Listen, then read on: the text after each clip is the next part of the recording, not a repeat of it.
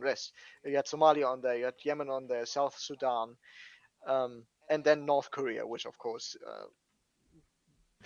well, they are involved now in a war, but they didn't used to be as per a couple of weeks ago. Sorry, which country? North Korea. North Korea. They're actively involved in war right now. Yeah, they have soldiers in Ukraine right now. When that happened? A couple of weeks ago. What? I think it's so right now I think it's about 1,000, 2,000 actively involved in combat. That information might be out of date, by the way. But my last information was that there were about 15,000 supposed to go there, and a couple thousand already involved in combat action. Aren't they like one of the few countries in the entire world that still owns like nuclear missiles? Yes, like the Russians. Are we on the verge of World War III and I had no idea about it? Well, What? the whole escalation management from the US and the EU in the Ukraine war is due to being afraid that the Russians might use nukes. And I don't think they will. I like putting myself out there. I am pro more aid for Ukraine, especially now that aid from the US is at risk. I think Europe has to step up. Uh, but the whole conversation about escalation management is basically at its core nuclear discussion. Oh my god. This is not gonna ever end. For how long this fucking war is going on? Like 2 years?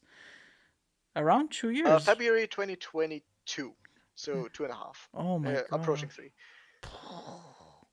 Yeah. which which is also a not so fun fact. It was supposed to be a 3-day military operation. We are approaching 3 years right now, so something for the Russians doesn't seem to go according to plan.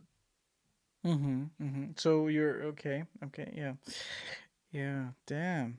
I think I had this podcast with Sam, right? A few years ago, and we talked about it if I'm not mistaken. And the time he also mentioned like the Russians are having a hard time invading and attacking and dominating Ukraine and well, why is that? Or because they're getting a lot of help, right, from all a lot of different countries around the world. Is that the case? Yes, absolutely. But Yeah. it's also due to the Ukrainian spirit, which has been unbroken since day one. Um, like the aid only arrived later, but in the first days of the war, when the Russians were trying to take Kiev via an Hmm. operation, like it was this whole intricate operation trying to take an airport next to Kiev so they could fly more troops in and then take Kiev, which failed because the Ukrainians were like, no, this is our country, we're taking a stand and we're fighting you off. I see. So yes, all the help is enabling the Ukrainians to stand, but I believe they would still fight for their and Europe's freedom with sticks and stones if they had to. I see. So Russia right now isn't at the hard part. They're trying to dominate the country, but afterwards you have to deal with a country that doesn't want to be under your control. And as we saw with so many examples in Afghanistan and in Iraq, the occupying power doesn't have a good time when the populace doesn't want it there. Well, I don't want to call Putin a dictator because that's not the. Oh, he is. He He is. doesn't call himself a dictator though. They have a name for their structure there. Do you recall how do they call? um, I think he Uh, is president, still President Putin. So power in Russia is authoritarian is a authoritarian political system concentrated in the hands of the president Vladimir Putin. So he is considered president, and their political system is basically like authoritarian. Yes. Well, Uh, they do have elections, but they are rigged, about right? as far removed from free and fair election as can be. Yeah. Well, I mean, North Korea also calls itself democratic. do they?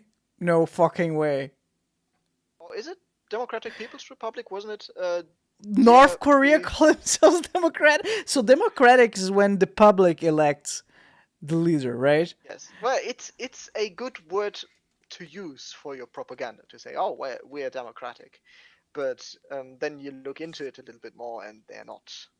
No, of course not.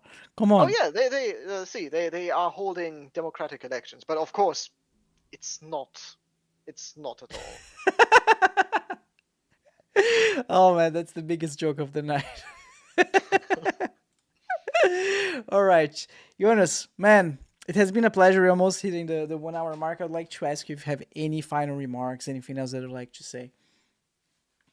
Well, as we were on the topic, I think it's safe to say Slava Ukraini, and for a Ukrainian victory in Russia.